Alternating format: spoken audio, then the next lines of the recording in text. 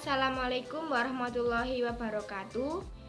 Di sini kelompok kami akan menjelaskan materi bab 1 mata kuliah Komunikasi dan Negosiasi Bisnis dengan dosen pembimbing Bu Nur Diana Fitri Isnaini SEMM dari Universitas Islam Majapahit. Perkenalkan, nama kelompok kami yaitu saya sendiri, Azizah Perliani Tri Kartika Dewi dengan NIM 52002030030087. Dan saya Rizkina Khairu Masfufah dengan NIM 52002030030074. Saya Sufi Roseliani Dewi dengan NIM 52002030030080. Saya Yolanda Dwi Anggraini dengan NIM 520020030084. Baiklah, di sini kelompok kami akan menjelaskan satu persatu tentang bab 1. Materi 1. Definisi, ruang lingkup, bentuk dasar, dan proses komunikasi dan negosiasi bisnis.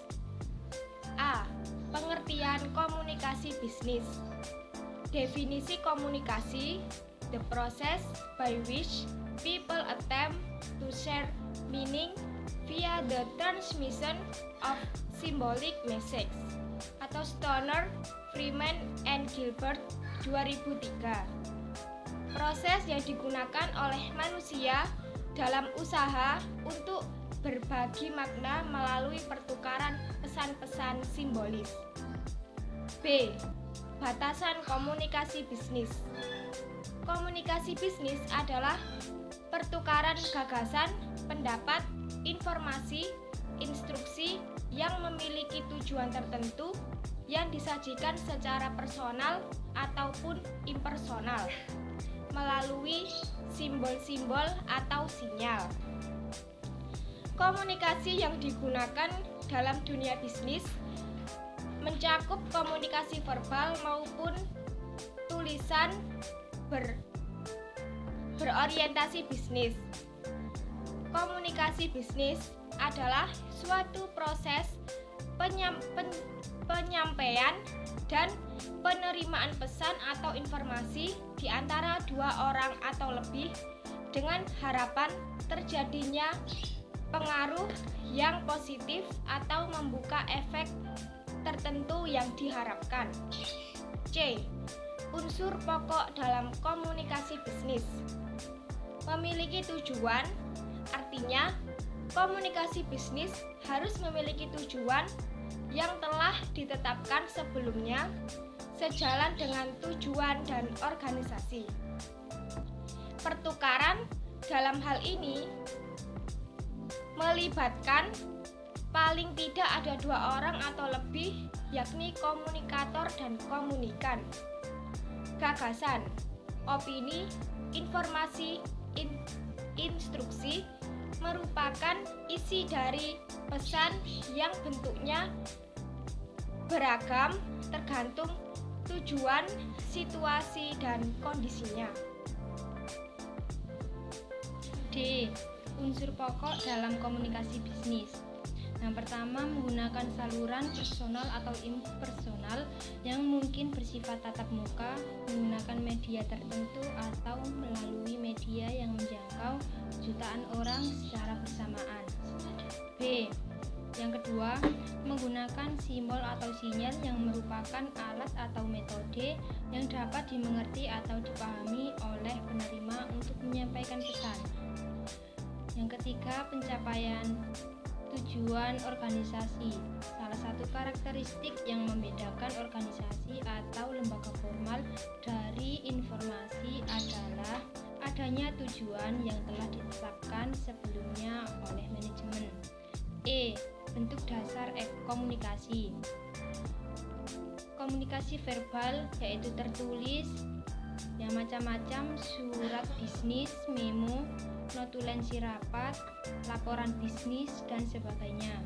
Lisan, briefing, meeting, presentasi, dan wawancara kerja. Contoh komunikasi verbal: menulis 9%, berbicara 30% sama dengan mengirim pesan. Menerima pesan, yaitu membaca 15%, mendengar 45%. Komunikasi nonverbal: ekspresi muka, body language, simbol-simbol atau logo, uniform, suara, lagu, warna, dan sebagainya. F. Pentingnya komunikasi nonverbal. Yang pertama, mengekspresikan emosi perasaan. Yang kedua, mendeteksi hal-hal disembunyikan secara kecurangan atau kejujuran. Selanjutnya, tidak terlalu formal atau terstruktur, lebih spontan atau cepat, efisiensi. Selanjutnya, G. Tujuan komunikasi nonverbal.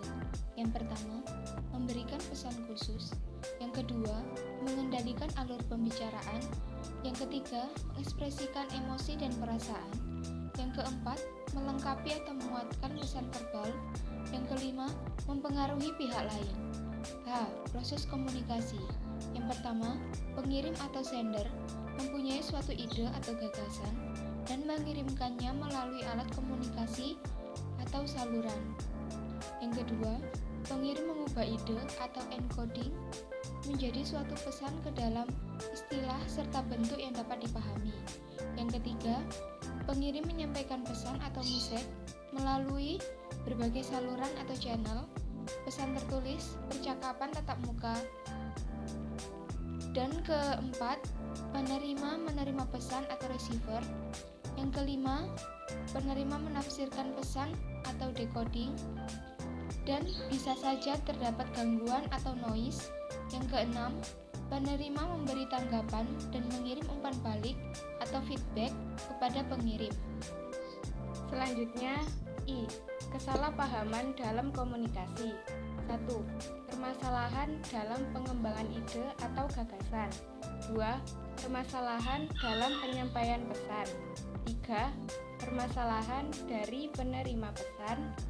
4. Permasalahan dalam penafsiran pesan. 5. Permasalahan dalam memberikan feedback. J.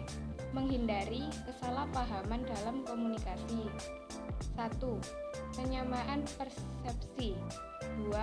Ketepatan atau kredibilitas pesan. 3. Pengembalian pesan. 4. Keharmonisan. Demikian presentasi dari kelompok kami. Apabila ada salah kata atau salah pengucapan, kami mohon maaf yang sebesar-besarnya. Kami akhiri. Wassalamualaikum warahmatullahi wabarakatuh.